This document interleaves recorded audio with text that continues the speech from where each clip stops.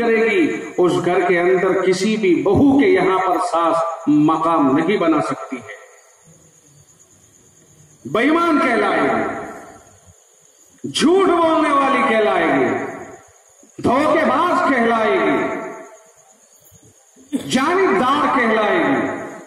آخر یہ ہوگا کہ دل میں سے وقات نکلے گی، عزت و احترام پر فرق پڑے گا. بھلا جس ماں کے قدموں کے نیچے جنت تھی، جس ماں کا حق سب سے زیادہ تھا، اس ماں نے ذرا سی ناانصافی کی بنیاد پر اپنی اوقات کو گرا لیا.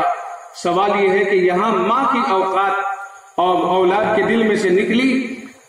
بے شک اولاد کا حق یہ نہیں ہے، ماں کر رہی ہے اس کو اس کے حال پر چھوڑ دو. آپ کو عزت احترام کرنی ہے، ماں باپ کی عزت و احترام ہر حال میں کرنی ہے. لیکن سوال یہ ہے کہ جوانوں کے دل سے اگر لا علمی کی وجہ سے یہ عزت اور وقار نکلا تو اس کا ذمہ دار کون ہے؟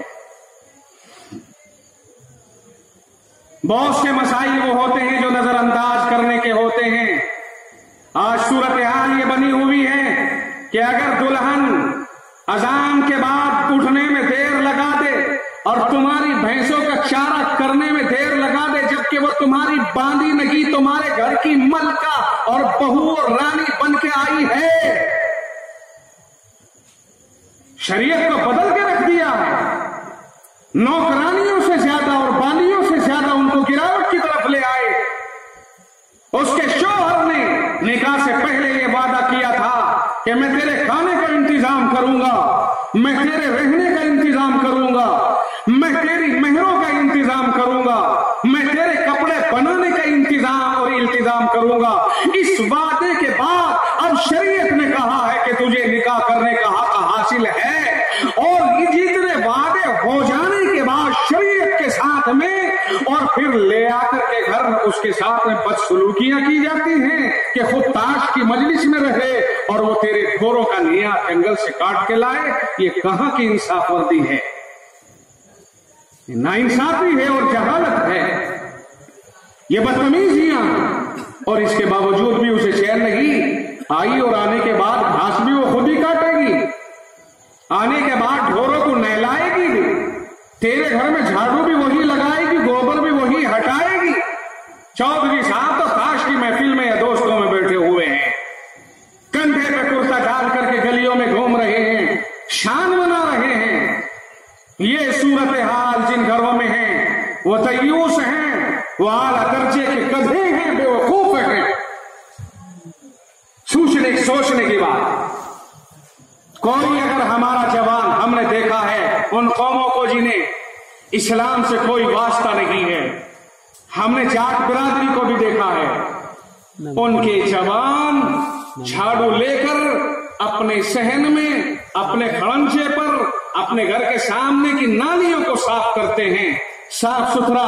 ان کی بہویں اور ان کی بیویاں باہر اس طرح کے کام نہیں کرتی ہیں. اور ہماری صورتحال یہ ہے کہ ہر کام ہماری عورتیں کریں گی اور مرد اگر ہاتھ میں جھاڑو اٹھا لے، اور تو بھنگی ہے کیا، اور بہو کا غلام. یہ صورتحال ہے، گراوٹ کی انتہا کوئی نہیں رہی ہے. اتنی لمبی لمبی زبانیں نکال کر تانے دیتے ہیں. اسلام یہ نہیں سکھاتا ہے، اسلام اس کا نام نہیں ہے. اسلام نے تو کچھ اور تعلیم دی تھی ہمیں. گھر کا مالک ہے، سب کے ساتھ انصاف کیا جائے گا. دیکھیے باپ بھی بسا اوقات گڑبڑ کر دیتا ہے. بعض بچے بڑے فرمانبردار ہوتے ہیں، باپ کو لا کر کے نوکری کہ ابا 5,000 روپے ملے تھے لیجئے. اب باپ کا کیا فرض بنتا ہے؟ شادی شدہ ہے، باپ کا فرض یہ بنتا ہے کہ 5,000 لے کر 1,500 روپئے قریب اس کے ہاتھ میں واپس رکھ دے. بیٹے یہ رکھو.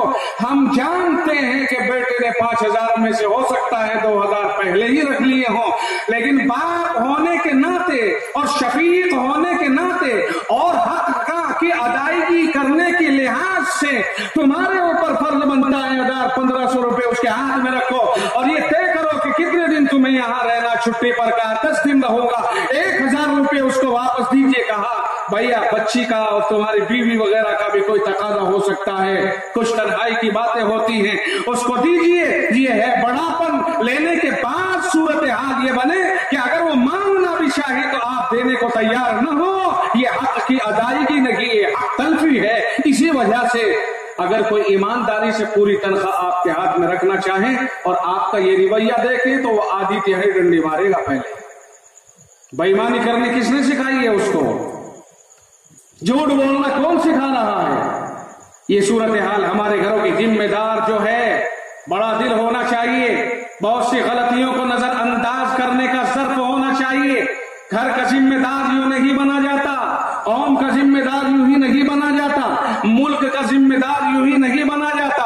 جو آدمی ذمہ دار ہے، اگر کوئی مدرسے کا ذمہ دار ہے، محتمم ہے، تو وہ استادوں کی بہت سی غلطیوں کو نظر انداز کرے اور ہر غلطی کے اوپر اگر وہ استاد کو ٹوکتا رہے گا تو سمجھ لو اپنی راہوں میں کانٹے بچھا رہا ہے اور اسے کانٹوں پہ چلنا پڑے گا. استاد نہیں ٹھہرے گا. بار بار نئے اساتذہ بدلنے سے مدرسے کا وقار مجروح ہوتا ہے اور تعلیم ڈھیلے کی نہیں رہتی اور جمنے والے طلبہ نہیں جمتے ہیں، رکنے والے نہیں رکتے ہیں. اس لیے کہ نئے استاد آنے کے بعد نئے سرے سے چلائے گا، مزاج سمجھنے میں ٹائم لگے گا. آپ اسے سمجھو گے تو آپ کو سمجھے گا، 6 مہینے کا ٹائم لگ جائے گا. طلبہ جنہوں نے حفظ کے 15 پارے کیے ہوں گے وہ واپس لوٹ کر کے دور میں ڈال دے گا. ابھی وہ 15 کا دور نہیں نکل پائے گا کہ اس کے جانے کا ٹائم ہو جائے گا. قوم کی امانتیں ہیں، ان سے کھلواڑ نہیں کیا جا سکتا ہے.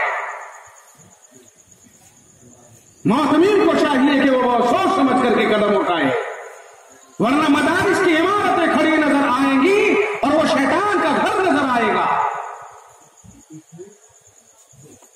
ذمہ دار بننا آسان ہے، ذمہ داریوں کو نبھانا بہت مشکل ہے.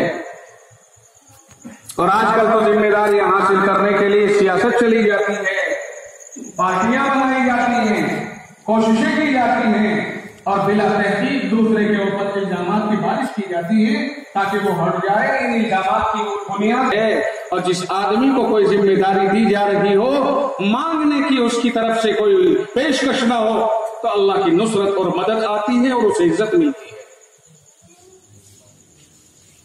ذمہ داریوں کو سوچیے، ادا کیجیے، لیکن ایمانداری سے ادا کیجیے. پردھانوں کا حال دیکھیے. ظاہر ہے کہ 3 آدمی گاؤں میں یا 4 آدمی یا 2 آدمی امیدوار بن کر کے اٹھے ہیں. سمجھ لیں اس ٹاپک کو خوب اچھی طرح سے. معاشرے کی گراوٹ کا عالم کیا ہوا، میں اس کے اوپر عرض کر رہا ہوں کہ معاشرہ کہاں سے کہاں تک ہمارا جا کر کے گر گیا اور کون سے گڑھے میں جا کر کے گر گیا. اب نکالنا بہت مشکل ہو رہا ہے. 3-4 ذمہ دار امیدوار کھڑے ہوئے. حق ہے، ہر آدمی کو حق ہے کہ وہ کھڑا ہو جائے، چاروں کو حق ہے کہ وہ کھڑے ہو جائیں، لیکن یہ یاد رہے کہ اپنی اپنی بات کریں، دوسرے کے اندر کانٹے نہ نکالے، کیڑے نہ نکالے. ارے وہ فلاں وہ تو حرام کھانا ہے، وہ فلاں وہ تو یوں ہے، وہ تو یوں ہے. اتنی برائیاں اس کے بیان کی جاتی ہیں.